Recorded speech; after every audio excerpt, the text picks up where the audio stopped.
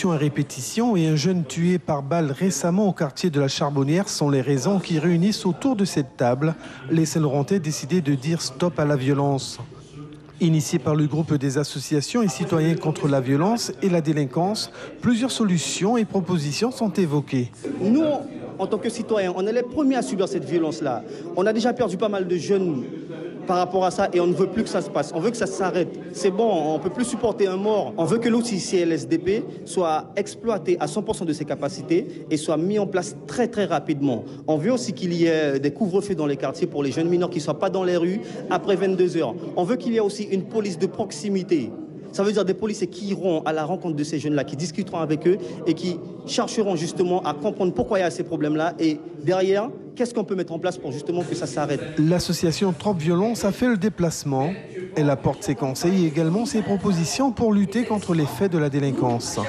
C'est une réunion, en plus très constructive, où il y a des propositions de solutions, où il y a des envies, des acteurs qui ont envie de faire. Demain, la réunion qu'on va avoir le 5 février sur Saint-Laurent, sur le comité de suivi du pôle sécurité justice des accords de Guyane.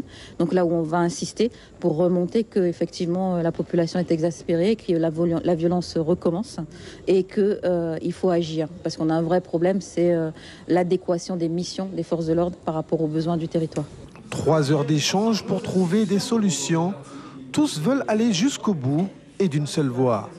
C'est un éternel recommencement, mais cette fois-ci, on espère aller jusqu'au bout. On ne fait pas une réunion juste pour faire une réunion, mais on essaye d'apporter des propositions pour améliorer la question de l'insécurité. C'est toujours effectivement les mêmes personnes que nous rencontrons et c'est satisfaisant parce que ça veut dire que nous n'abandonnons pas. On se positionne sur des choses et il n'y a pas de suivi derrière.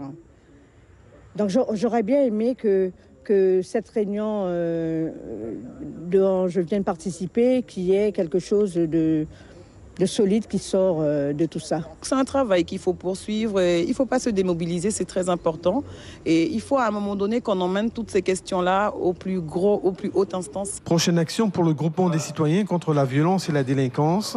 Une rencontre la semaine prochaine, cette fois-ci avec les autorités locales. Suivez l'info sur Guyana Première, télé, radio et Internet.